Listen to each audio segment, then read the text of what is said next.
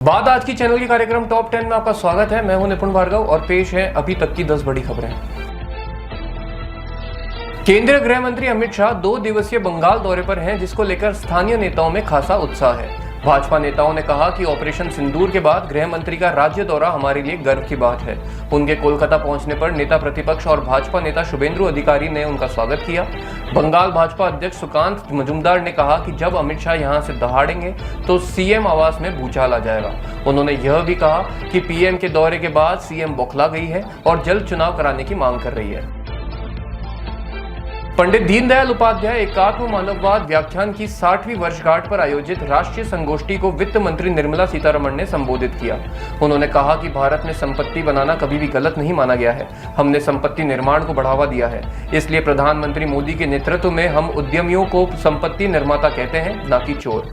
उन्होंने जोर देकर कहा कि ऐसा मुनाफा जो ईमानदार और नैतिक तरीकों से कमाया गया हो, वही असली संपत्ति बनाता है। नैतिक तरीकों से कमाया गया धन ही देश के विकास में मदद करता है। गाजा में चल रहे करीब 20 महीने लंबे युद्ध को रोकने के लिए अमेरिका द्वारा दिए गए संघर्ष विराम प्रस्ताव पर हमास ने अपनी प्रतिक्रिया दी है। हमास के एक अधिकारी ने बताया कि उन्होंने कुछ बिंदुओं पर सुझाव और बदलाव मांगे हैं। ये बदलाव खास तौर पर अमेरिका की गारंटी बंधकों की रिहाई की समय सीमा, राहत सामग्री की आपूर्ति और इजरायली सेनाओं की वापसी से जुड़े हैं। साथ ही हमास की ओर से एक अलग बयान में कहा गया है कि यह प्रस्ताव स्थायी संघर्ष विराम, गाजा से इजरायली सेना की पूरी तरह वापसी और मानवीय सहायता की आपूर्ति सुनिश्चित करने की बात भी करता है। जेपी नड्डा ने राजस्थान के मुख्यमंत्री के निवास पर चिकित्सा एवं स्वास्थ्य विभाग की समीक्षा बैठक को संबोधित किया। उन्होंने कहा कि राजस्थान में मुख्यमंत्री भजनलाल शर्मा के मार्गदर्शन में उल्लेखनीय कार्य हो रहे हैं, जिनसे निरामय राजस्थान की संकल्पना साकार होने लगी है। एक आधिकारिक बयान के अनुसार नड्डा ने राजस्थान में केंद्र और राज्य सरकार की योजनाओं की प्रगति की सराहना की है। वहीं मुख्यमंत्री भजनलाल शर्मा ने कहा कि स्वस्थ राजस्थान के लक्ष्य को साकार करने के लिए केंद्र और राज्य सरकार की महत्वपूर्ण योजनाओं की निरंतर समीक्षा की जा रही है और चिकित्सा सुविधाओं का सुदृढ़ीकरण करना राजस्थान सरकार की पहली प्राथमिकता है। सिक्किम में लगातार बारिश और भूस्खलन के कारण मुख्य मार्ग के बाधित हो जाने से शनिवार को उत्तर सिक्किम के विभिन्न हिस्सों में करीब 1,500 पर्यटक फंसे हैं। दूसरी ओर भारी बारिश के कारण 8 लापता पर्यटकों की तलाश में भी बाधा आ रही है और तीस्ता नदी में जल स्तर बढ़ने के बाद अंततः तलाश अभियान स्थगित ही कर दिया गया है।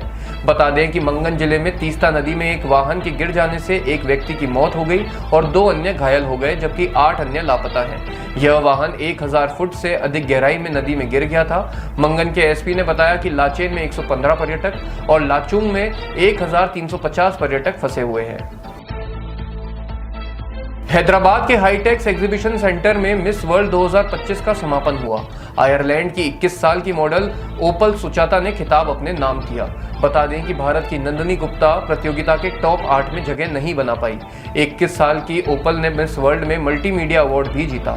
समारोह में जैकलिन और एक्टर ईशान खट्टर ने अपनी परफॉर्मेंस से लोगों का दिल जीता। वहीं फेमिना ने नंदिनी की सराहना की और कहा कि भारत को आप पर गर्व है। देश में कोविड के मामलों में लगातार वृद्धि हो रही है। अब 26 राज्य और केंद्र शासित प्रदेश कोरोना की चपेट में आ चुके हैं। केरल में सबसे ज्यादा कोविड के सक्रिय मामले हैं, वहीं दूसरे नंबर पर महाराष्ट्र है। जनवरी से अब तक 22 लोगों की मौत कोविड से हो चुकी है। देश में इस समय कोरोना के सक्रिय मरीजों की संख्या 3,395 पहुंच चुकी है। केरल में 1,147, महाराष्ट्र में 424, दिल्ली में 294 और गुजरात में 223 मरीज सामने आ चुके हैं। कर्नाटक प्रदेश सरकार ने एक परामर्श जारी कर लोगों से भीड़ वाली जगहों पर मास्क पहनने, शारीरिक दूरी बनाए रखने और स्वच्छता का ध्यान रखने को कहा है। बांग्लादेश के अंतर्राष्ट्रीय अपराध न्यायाधिकरण ने पूर्व प्रधानमंत्री शेख हसीना के खिलाफ मानवता के खिलाफ अपराध के मामलों में आरोपी की सुनवाई आज रविवार को करने का निर्णय लिया है।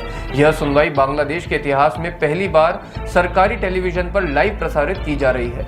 गत वर्ष 5 अगस्त को छात्रों के व्यापक विरोध प्रदर्शन के बाद सत्ता से हटाई गई शेख हसीना पर कई मामले चल रहे हैं, जिनकी सुनवाई अब तक कैमरों से दूर ही होती रही है। लेकिन अब ICTBD का यह निर्णय इस परंपरा को तोड़ने वाला है। कर्नाटक में प्री मानसून बारिश के चलते 1 अप्रैल से 31 मई तक 71 लोगों की मौत हुई है। इसके अलावा 702 पशुओं की भी जान चली गई है। साथ ही 2068 घरों को भी नुकसान पहुंचा है और 15,378 हेक्टेयर फसलों को भी नुकसान पहुंचा है। बता दें कि कर्नाटक में आमतौर पर मई में 74 मिलीमीटर बारिश होती है, लेकिन इस बार 219 मिलीमीटर बारिश हुई है, जो औसत बारिश से 197% अधिक है। इसी तरह 2025 की प्री मानसून अवधि में राज्य में आमतौर पर 115 मिलीमीटर बारिश होती है, लेकिन वास्तविक बारिश 286 मिलीमीटर हुई है, जो औसतन सामान्य बारिश से 149% अधिक है। अमेरिका ने भारत और चीन को चेतावनी देते हुए कहा कि रूस से तेल खरीदने पर 500% टैरिफ लगेगा। अमेरिकी सीनेटर रिचर्ड ब्लूमेंथल ने यूक्रेन की राजधानी कीव में यह बात कही। उन्होंने भारत और चीन को निशाने पर लेते हुए कहा कि रूस से जो भी देश तेल, गैस और पेट्रोकेमिकल खरीदे, उन पर 500% टैरिफ लगना चाहिए। आपको बता दें कि दोनों देश रूस का 70% तेल खरीदते हैं। अमेरिका का यह बयान तब सामने आया है जब रूस ने भारत, चीन, रूस IRC त्रिकोण को फिर से शुरू करने की जोर शोर से वकालत की है।